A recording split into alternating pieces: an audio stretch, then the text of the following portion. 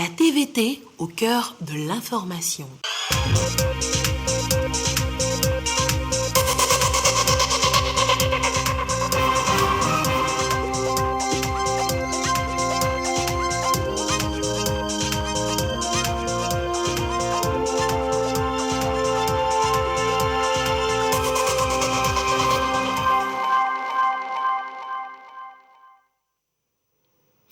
Bonsoir madame, bonsoir monsieur, voici les titres de ce journal.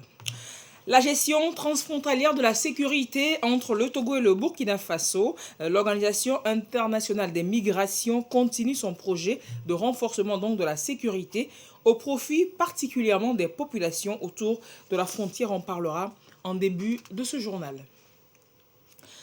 Le Covid-19 gagne encore du terrain au Togo, 57 nouveaux cas depuis hier. Le nombre de contaminations donc est en hausse. La coordination de gestion de la pandémie alerte. Respectons toujours les mesures barrières et vaccinons-nous. Et puis, à Adebayor-Cheyi pour porter le message du civisme fiscal aux populations du Togo. L'International togolais de football a signé une convention de partenariat avec l'Office togolais des recettes. La voix et l'image de Cheyi pourraient mobiliser plus de recettes pour le développement du Togo. Merci donc de suivre ce 20h sur la télévision togolaise. Le Togo partage 126 km de frontières terrestres continues avec le Burkina Faso. La fébrile situation sécuritaire avec le voisin du Nord appelle depuis plusieurs mois à des actions très souvent concertées. L'Organisation internationale pour les migrations a tenu à Dapaon ce mercredi la deuxième réunion de mise en œuvre de son projet « Renforcer la sécurité des frontières au Burkina Faso ». Le compte-rendu de la rencontre avec Gérard Lagoudou. À l'extrême nord, le Togo partage ses frontières avec le Burkina Faso. Pour la sécurité, la stabilité et la cohésion sociale des frontières les plus sensibles et réduire l'augmentation de la violence, l'Organisation internationale pour les migrations s'est engagée depuis 2020 dans la mise en œuvre du projet dénommé « Renforcer la sécurité des frontières au Burkina Faso ». 4 postes frontaliers sont ciblés: le Ghana, le Bénin, la Côte d'Ivoire et le Togo. Les populations qui sont situées à la frontière sont exposées à beaucoup de difficultés. Mais depuis un certain temps, par manque de moyens, ce cadre-là ne fonctionne plus. Donc il s'agit d'échanger pour voir comment nous pouvons être accompagnés pour reprendre ces concertations-là qui sont bénéfiques aux populations frontalières. Après la réunion de juin dernier à Tinkodogo sur le territoire du Faso entre les autorités administratives de la région du centre-est et celles de la région des Savanes en République togolaise, des travaux ont été programmés sur la première quinzaine de juillet 2021 à Dapaon. Occasion de renforcer les activités devant concourir au raffermissement de la confiance entre les autorités et les populations frontalières des régions de l'Est et du Sud du Burkina Faso. C'est un cadre d'échange et de concertation sur des sujets d'intérêt commun tels la transhumance, la libre circulation des personnes et des biens, la criminalité transfrontalière, la lutte et la prévention contre l'extrémisme violent. Donc au cours des 2 jours de travaux, des présentations seront faites par les différentes parties, enrichies au cours des débats pour que la paix, la sécurité, la stabilité dans la région ouest africaine soit une réalité. De l'excellence des relations entre les présidents Roch-Marc Christian Kaboré du Burkina Faso et Faure Sozimna Nyasingbe du Togo. Nous ne faisons que concrétiser la vision à une échelle réduite des premières autorités de nos 2 pays. Les 2 régions comptent renforcer le respect des mesures barrières contre la Covid-19 pour éviter la propagation de cette pandémie à l'ouverture des frontières terrestres. La réduction des frais du test Covid-19 a été également saluée. Tous ces efforts rentrent dans la stratégie nationale de gestion des frontières du Burkina Faso, dont la vision est de faire des espaces frontaliers des zones aménagées et dynamiques où règne la paix, la sécurité et la prospérité d'ici à 2025. Ces différentes rencontres sont financées par la République fédérale d'Allemagne à hauteur d'1,8 milliard de francs CFA pour une durée de 2 ans. Le Togo consacre 90 milliards de francs CFA sur les 5 prochaines années pour réhabiliter et aménager des pistes rurales. De nombreux chantiers sont déjà ouverts sur tout le territoire. Le ministre Tchédé Issa, en charge du secteur, était dans Loti Sud pour mieux identifier la teneur des travaux à y mener. On fait le point toujours avec Gérard Lagdou et notre équipe régionale Savane. Les plus abondantes de la saison commencent déjà à prendre place dans l'Oti Sud, une préfecture traversée par le fleuve Oti, un coup dur pour les populations riveraines. Les pistes rurales sont impraticables sauf pour les pirogues. Le ministre du Désenclavement et des pistes rurales, Kamfitchin Tchédé Issa, est en visite sur le terrain pour identifier les zones dites critiques.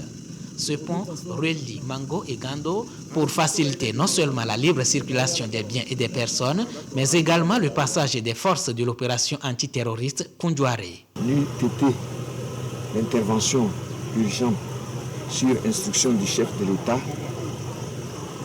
qui a permis au génie militaire de venir intervenir par l'installation d'un pont métallique pour pouvoir relier les deux localités. Vraiment, c'était une catastrophe. Nous sommes venus pour trouver définitivement une solution et régler le problème une fois de bon. À 14 km de là, nous sommes sur la piste Mogou-Tchamonga. Des zones critiques sont identifiées. Ce n'est pas seulement parce qu'il faut mettre un pont que nous appelons point critique, mais ici, tous sont obligés pendant 2 mois de traverser cette zone-là en pirogue. La tournée a conduit la délégation à Naoutieni en passant par Korokou et Tchamonga.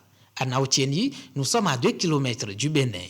En plus de la question des pistes rurales, d'autres défis relatifs aux infrastructures scolaires et à l'accès à l'eau potable se posent. Nous avons été très sensibles jusqu'au PK fin, c'est-à-dire le village Naouteni. Il y a une école de fortune composée de 3 salles de classe. Et ces 3 salles de classe abritent les élèves du CP1 jusqu'au CM2. Nous allons remonter les informations pour trouver une solution. Les populations ont vivement souhaité que la construction des infrastructures scolaires soit couronnée par l'installation d'un mât aux couleurs nationales pour symboliser la présence effective du Togo dans le milieu. Au total, sur une distance de 60 km de pistes rurales parcourues, des zones critiques ont été identifiées dans la préfecture de Loti Sud. Une équipe d'études est attendue sur le terrain dans les prochains jours. Le ministre Kamfitchin Tchédé Issa a appelé les riverains à plus de prudence au moment des grandes pluies et à une franche collaboration avec les forces de défense et de sécurité de l'opération Kundouaré pour prévenir toute intrusion susceptible de menacer la paix et la sécurité au sein des populations. Et concernant l'accès à l'eau potable pour le plus grand nombre de Togolais, le taux de raccordement est en hausse significative selon des chiffres officiels. 67% pour le taux national de desserte en fin juin. Le gouvernement engagé à faire plus a entrepris plusieurs travaux et notamment à Tchévier. Les responsables du ministère de l'eau sont allés constater l'avancement de ces travaux ce mercredi. Carmen Madjé à Capo.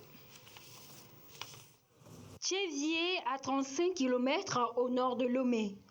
Ici, au dire des habitants, avoir de l'eau potable a toujours été la croix et la bannière. Mais aujourd'hui, on observe un ouf de soulagement. Ici à Tchévier, nous avons eu des difficultés à l'eau. Maintenant, avec les différents branchements et la promotion dont nous avons bénéficié, tout va bien, on a de l'eau. Au total, 900 branchements vont être réalisés à un prix promotionnel. 25 000 francs au lieu de 100 000 francs CFA en cette période de crise sanitaire. Et c'est grâce au projet Eau et assainissement Togo phase 2, financé à hauteur de 5 milliards de francs CFA par l'Union européenne. Nous avions réalisé 514 sur les 900. Et aujourd'hui, nous on peut se réjouir un peu parce que au niveau des extensions, on est en phase d'essai de pression. Donc on est pratiquement à la fin de cette phase. Dans le même volet, de grands travaux, notamment un réservoir d'une capacité de 750 m3 et un forage, sont en cours d'exécution depuis octobre dernier à Tchévier. Seulement, le chantier est à la traîne. Le réseau n'a pas démarré. Le château, on est juste en train de monter le premier niveau du feu. Le forage, on est en train de reprendre en témoin. Bon, Dieu merci, il est en train de donner. Ce n'est pas encore équipé. Donc si on regarde tout ça, on n'est pas avancé. Et donc concrètement, il faut quand même qu'on soit réaliste à pouvoir demander un délai supplémentaire pour y aller. L'entreprise titulaire s'explique. Le maître d'ouvrage réagit. L'entreprise vient de déclarer qu'elle a des difficultés et elle ne pense pas livrer les travaux dans les délais. Il y a des inquiétudes parce que pour nous, exploitants TDE, l'idéal c'est que les travaux se réalisent dans les délais. Pourquoi? Parce que ici à TV nous avons des difficultés au niveau de la fourniture d'eau. Tout le système de distribution d'eau potable à Tchéviers est en train d'être rénové. À terme, la TDE Tchéviers pourrait fournir 3600 m3 d'eau par jour à la population. Il y a un nouveau forage qui est en cours de réalisation. Et ce forage, comme les forages existants déjà, va envoyer de l'eau dans la bâche qui stocke l'eau brute qui arrive. Et à partir d'ici, cette eau est traitée et refoulée dans un réservoir de 1000 m3 qui se trouve dans la ville de Tchéviers. Le projet Eau et assainissement Togo phase 2 est mis en œuvre dans les régions maritimes, centrales et Kara. Je vous le disais en titre, la courbe de contamination au Covid-19 au Togo est à la hausse. Une situation pas rassurante sur laquelle la coordination nationale de gestion de la riposte attire une fois encore l'attention de la population. Clarisse Aticlet était à sa traditionnelle conférence de presse hebdomadaire ce mercredi. Reportage. 215 cas de contamination au Covid-19 cette semaine avec 2 décès contre 224 cas et 3 décès la semaine dernière. La tendance est toujours à la hausse même s'il y a une légère régression. Ceci fait craindre une nouvelle vague de contamination, surtout avec les variants indiens Delta et Delta Plus déjà apparus en Afrique. Le comité de coordination de la gestion de la riposte au Covid-19 invite donc à plus de vigilance. Les cas reprennent dans le monde et en Afrique. Et en Afrique, si on regarde, l'augmentation des cas est due à une augmentation dans certains pays, notamment dans la région sud de l'Afrique et surtout en Afrique du Sud. Avec le retour des vacances dans notre pays, les dispositions sont prises pour éviter l'augmentation des cas par les voyageurs. Donc, nous avons renforcé les activités au niveau de l'aéroport pour que le mouvement des voyageurs, au départ comme à l'arrivée, se fasse en toute sécurité sanitaire.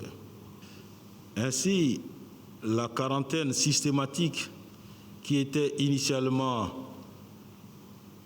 destinée pour certaines provenances, notamment au départ l'Inde, l'Afrique du Sud et le Brésil, qui s'est élargie à la Grande-Bretagne, au Portugal et à la Russie, va bientôt s'élargir aussi à la Tunisie.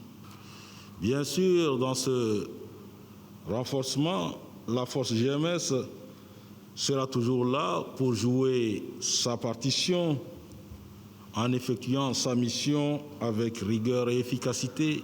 Pour le comité, les mesures barrières et restrictives doivent en effet être de mise avec un accent particulier sur la vaccination.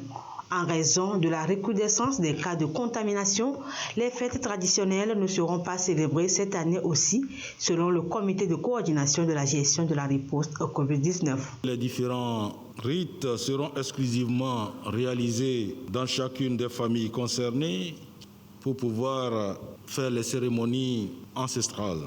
Et que ces cérémonies, ces rites familiaux se feront dans le respect strict des mesures barrières que vous connaissez, le port obligatoire de masques, le lavage des mains et la distanciation physique. Environ 270 000 personnes ont été déjà vaccinées avec AstraZeneca. La campagne se poursuit avec Pfizer et Sinovac. La population est invitée à prendre sa dose de vaccin. Et la population, les personnes âgées de 20 ans ou plus peuvent déjà, dès demain, commencer à se rendre dans les centres de vaccination pour aller prendre leur dose de Pfizer. On va profiter pour faire le point de l'évolution de la pandémie sous nos cieux.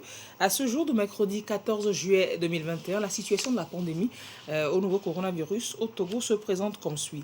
Le nombre de cas confirmés est de 14 377, 57 nouveaux cas depuis hier. Le nombre de personnes guéries est de 13 746, 25 nouveaux guéris depuis hier.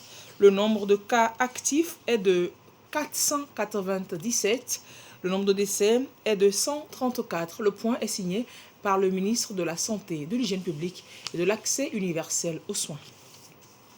Et un autre fléau, les catastrophes naturelles. Les journalistes des médias publics et privés des régions Kara et centrales se forment en communication sur la gestion des risques de catastrophes. C'est à l'initiative de l'Agence nationale de la protection civile. On en parle avec Nestor Mouzout. Pour améliorer la gestion des catastrophes, le gouvernement togolais a élaboré une politique de la protection civile. L'Agence nationale de la protection civile a été mise en place pour mettre en œuvre cette politique. La NPC compte s'appuyer sur les médias dans cette mission, raison pour laquelle elle a entrepris d'outiller les professionnels des médias tant publics que privés qui, en tant que relais, pourront donner des informations fiables dans la gestion des risques de catastrophes et des catastrophes elles-mêmes.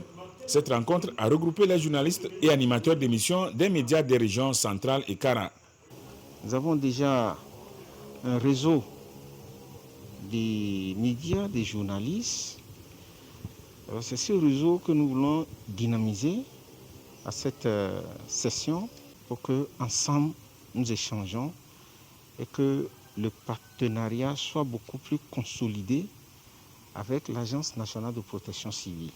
Nous visons que vous, hommes des médias, que vous soyez encore plus proches de la direction régionale Nord pour s'enquérir davantage d'informations sur les questions de risque, sur les questions de catastrophe, afin de savoir avec plus de précision les informations qui doivent partir de vous.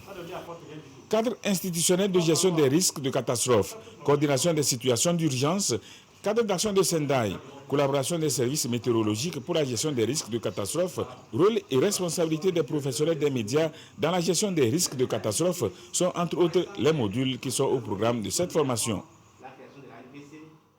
On reste avec Nestor Mouzout dans la Kara pour parler de cette fourniture d'engrais aux exploitants de la zone d'aménagement agricole planifié de Pia.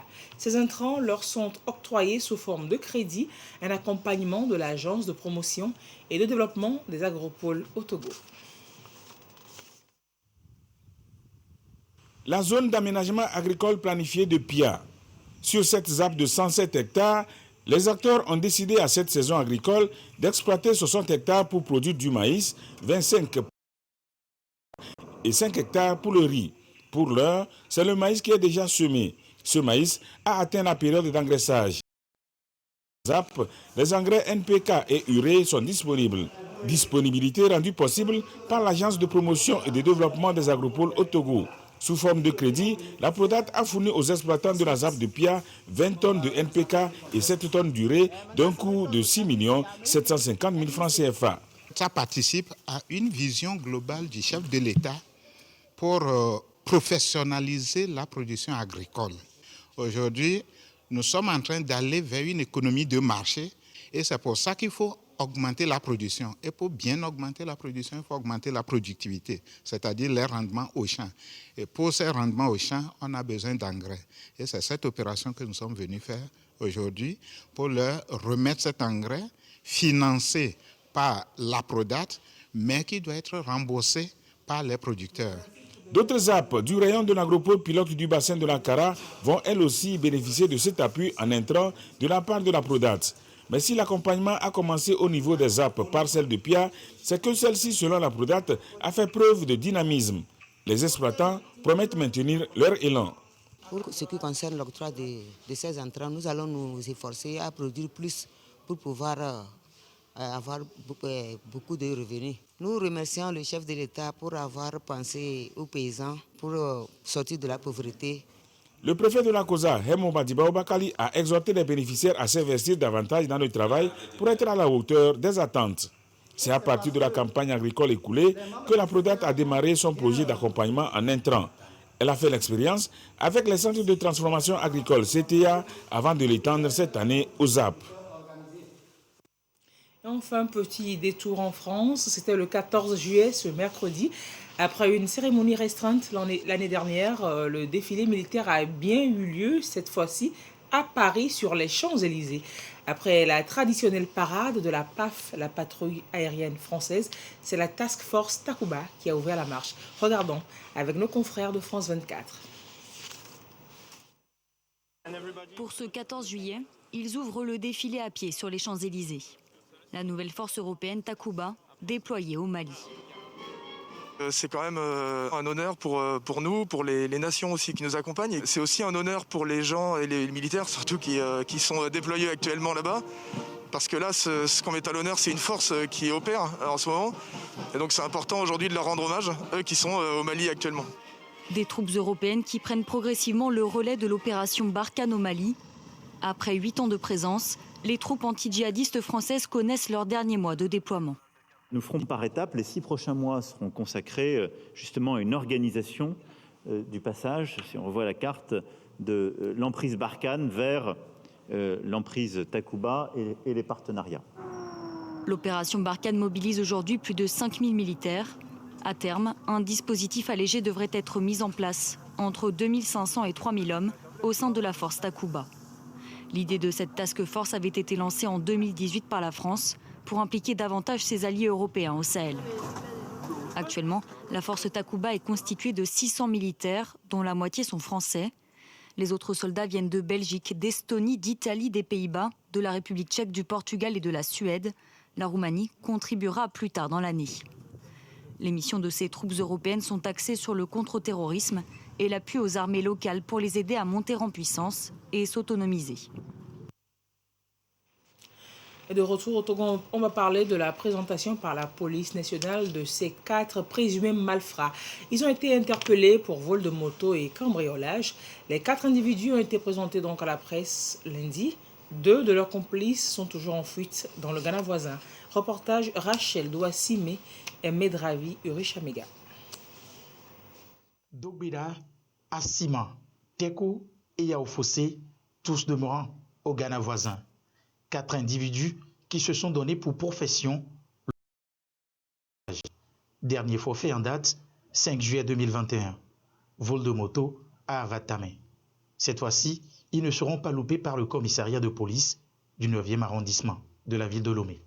Interrogés, les susnommés déclarent être organisés en 2 groupes qui agissent aux ordres d'un nommé Augustin, alias Rasta, et Milo sans autre renseignement. Ces groupes opèrent chaque nuit dans la zone d'Adidogome avec 2 motos dont ils changent les plaques minéralogiques pour commettre des vols et les cambriolages de boutiques.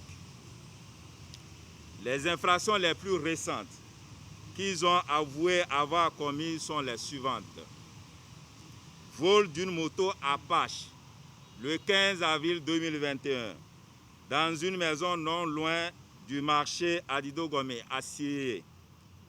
Vol répété des bouteilles de gaz dans une station-service Sanol à Adidogome, dont le plus récent date du 15 mai 2021. Vol à l'arraché de 5 téléphones portables dans l'enceinte du lycée technique Adidogome, dont le plus récent a été commis le 19 mai 2021. Vol de moto le 2 juin 2021 dans une maison à Avatame. Cambriolage d'une cafétéria à Wonyome le 7 juin 2021 où ont été emportés un poste téléviseur, des ustensiles de cuisine, des cartons de lait, des bouteilles de gaz et une somme de 50 000 francs CFA. La visite des lieux suscités a permis d'identifier les victimes qui ont confirmé les faits. Les autres membres du réseau criminel, à savoir les nommés Augustin, Milo, Eli et Pita, actuellement retranchés au Ghana, sont activement recherchés. Mais en attendant, ceux-ci seront présentés au procureur de la République pour répondre de leurs actes. Et on va faire un clin d'œil aux candidats au BEPC qui composent depuis mardi. Dans la direction régionale maritime de l'éducation, tout a bien commencé comme partout. D'ailleurs, Uri Chamega est allé constater dans le ZIO et dans l'AV. Son reportage est présenté par Yata Aratem. Au CEGTV 1, vérification de carte, puis prise de gel hydroalcoolique. Respect aux mesures barrières oblige. À l'intérieur, les examinateurs passent à la distribution des rabats. L'instant coïncide avec l'arrivée de la directrice régionale de l'éducation maritime. Elle est accompagnée d'une délégation des autorités du ZIO venue apporter son soutien aux apprenants. Nous sommes là ce matin pour vous dire que nous sommes avec vous pour vous soutenir. Ce soutien, ils en ont vraiment besoin et les candidats des centres d'écrit des CEGTV Ville 2 et 3 n'en étaient pas en reste. Nous avons saisi donc l'occasion pour exhorter les candidats, leur rappeler les règles de sérénité, surtout de bonne lecture, de compréhension des épreuves. Et c'est également l'occasion pour nous de remercier les autorités, les toutes premières autorités de notre pays. Direction préfecture de la Ville. Environ 1 heure de route et la délégation arrive au CEG à Zaou, accompagnée des autorités du milieu. Ici aussi, la discipline est au rendez-vous et l'on envisage mieux pour la suite. Nous leur avons porté notre soutien, nous leur avons remonté le moral pour qu'ils aient confiance en eux-mêmes. Tout est au point, tout a bien démarré. Nous avons eu au total 27 629 candidats pour la région maritime et il y avait parmi eux 12 700 filles. Nous sommes arrivés pour encourager nos élèves pour qu'ils puissent travailler de façon sereine. Nous attendons les 100% si tout va bien. Dans tous les cas, nous attendons le meilleur. Encore 3 jours de labeur pour ces candidats pour espérer décrocher ce diplôme qui leur ouvrira les portes du lycée. Et on va leur souhaiter très bonne chance à tous ces candidats au BEPC au Togo. Une série donc d'accords de partenariat pour poursuivre ce journal. D'abord, cet accord entre le Conseil national du patronat du Togo et le Fonds de solidarité africain, accord qui a été signé dans la matinée de ce mercredi. Objectif, permettre aux entreprises du secteur privé, surtout les PME, les PMI, de bénéficier de financement afin de se relever après les coups liés à la pandémie au Covid-19. Compte rendu, Marie-Chantal Bobo, Gisèle Kozona, Yata Ratem.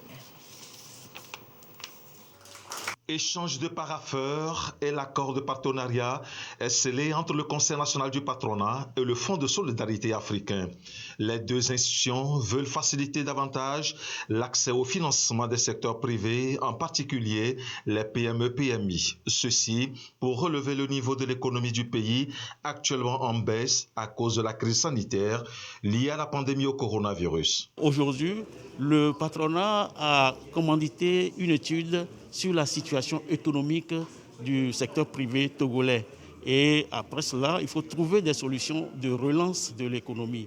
Et nous pensons déjà que c'est l'une des solutions que nous venons de trouver. Le FSA veut ainsi apporter une valeur ajoutée aux entreprises et contribuer à la lutte contre la pauvreté dans le pays. Cet accord de coopération a 3 piliers essentiels. Le premier pilier est commercial, le deuxième pilier est opérationnel, le troisième pilier qui me semble être le plus important est la formation par le Fonds de solidarité africain de tous les chefs d'entreprise et les responsables du patronat aux techniques d'intervention du Fonds de solidarité africain afin de saisir toutes les opportunités que le Fonds leur offre, non seulement dans le cadre du règlement de leurs problèmes de financement, qu'il s'agisse de nouveaux projets, de projets de réhabilitation, de projets d'extension, de projets de modernisation de leur entreprise. Selon le ministère de la Promotion de l'Investissement, cet accord de partenariat répond en partie à la feuille de route du gouvernement en matière de financement du secteur privé et des PME-PMI. Et si Adebayor Cheyi Emmanuel nous invitait à nous acquitter spontanément et volontairement de nos impôts et taxes? C'est bientôt ce qui va arriver.